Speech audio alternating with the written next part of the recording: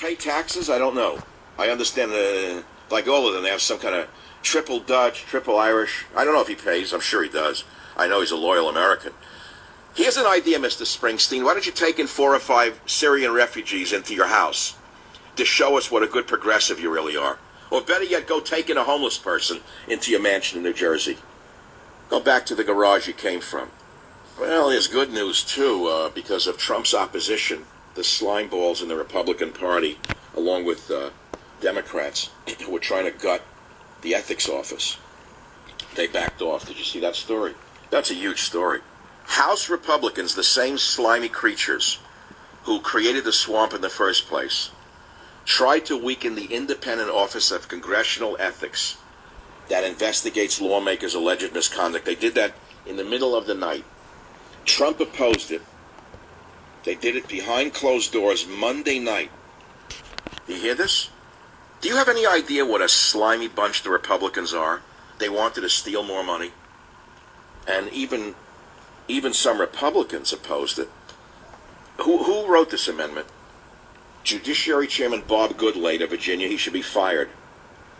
The corruption in Washington's never been higher.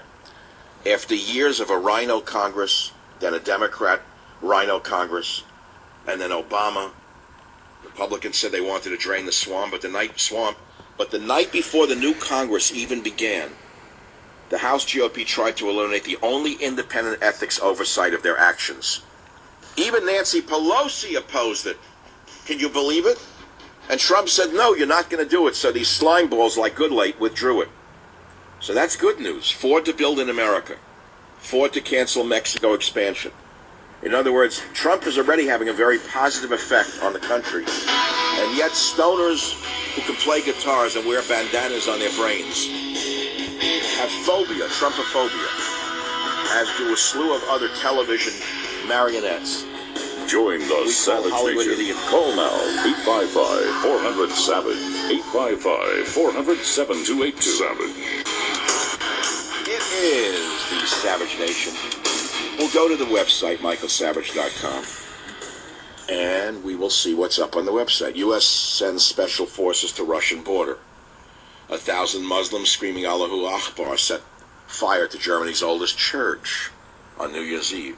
Isn't that part of their culture? Aren't you supposed to permit welcome your guests to burn your churches down?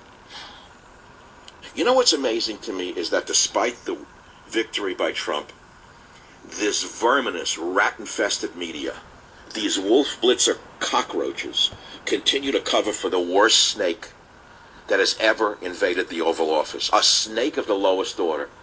Every time you see him, the propaganda ministry is at work. Every time you see the snake, the propaganda ministry has propped him up to make him look like what he isn't. There he is, the snake, at Fort Myer, Virginia, giving a speech saying goodbye to the military that he's decimated and destroyed. He says there's no greater honor than being commander-in-chief. Well, sure there is no greater honor when you're not worthy of it. What a great honor it must be to have never fired a Daisy BB gun and to be leading men of whom the lowest combat veteran is 1,000 times greater than you are. What a great honor it must be to have used your silk tongue to have conned the entire world into thinking you're something that you're not. He's a warmonger. And as he goes out the door, the Nobel Prize winner is trying to ignite a war with Russia. Can you believe this? And what is he doing it for? In order to make sure that Trump's presidency gets off to the worst possible start imaginable. So the great man himself, the snake's back from his vacation, refreshed. Him and Michelle had a refreshing vacation with the kids and the mother-in-law and the entourage. Had a nice $10 million vacation in Hawaii. And he ordered troops to the border with Russia. Now the snake is back, saying goodbye to the U.S. military. And I find something odd. I'm looking at the TV screen. As the snake is speaking to the soldiers, the stooge soldiers they picked, they handpicked all the stooges who voted Democrat, no doubt. Probably all the trans are waiting for surgery. They picked it. There's none behind him. Is anyone looking at this but me? Am I the only one in the world who sees this? The Secret Service has chosen to put nobody in the stands behind him. that I can see. I can't see anyone there. There's an empty stand behind them on the right side. Why is it empty? I wonder why it's an empty empty seats.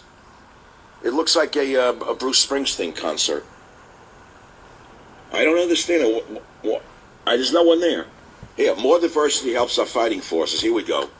The Stooges just clapped at the idea of trans surgeries. That's going to really scare the Russian Spetsnazes, all those trainings in the military. Because you get them enraged. You get them enraged and you watch out. You never know what might happen. And that's why we need more transvestites in the military for more surgeries. Because diversity is strength. Read your Orwell. Diversity is strength. War is peace. Hate is love. You see, this is how it works. By the way, what do you think of Obama sending troops to the Russian border? I guess you're a neocon ventriloquist and you agree we need war with Russia. Why don't you just go enlist in the military? They'll take you if you're over 70. All you Reaganites left over from the Cold War. You want war with Russia? Why don't you enlist? Just go put on a uniform. They can get an oversized, supersized uniform for you. Somewhere out of the Polish Army from World War III. Go enlist in the military. I'm sure there's a place for you to have war with Russia. All of you war hawks sitting there behind your living room settees. You want war with Russia, you fools, you? Over nothing? Well, the main topic of the day today is Obama sending troops to the Russian border. It's a provocation in order to provoke Putin to respond to this weakling snake of ours, because Putin will not take the bait. He does not want a ground action. He does not want a war with the United States. The American people are opposed to war. The only people who want war are Lindsey Graham, John McCain, who are in the hands of the defense industry, and of course the neocon ventriloquists who still think it's the Cold War. And they're aligned now with the progressives still calling themselves conservatives. It's astounding to me. How do you get this through the head of a pretty fool from NYU walking around, or from Columbia? All these people in exercise pants in Manhattan, for example, marching around so sure of themselves when they are little more than the useful idiots that Lenin told us about. How do you get this through to the stupid 20-year-olds in Manhattan, in Brooklyn, who think they're so cool, the hipsters who think they know everything, who do not even know that they're being used as tools to destroy their own freedoms? How do you get it through to them?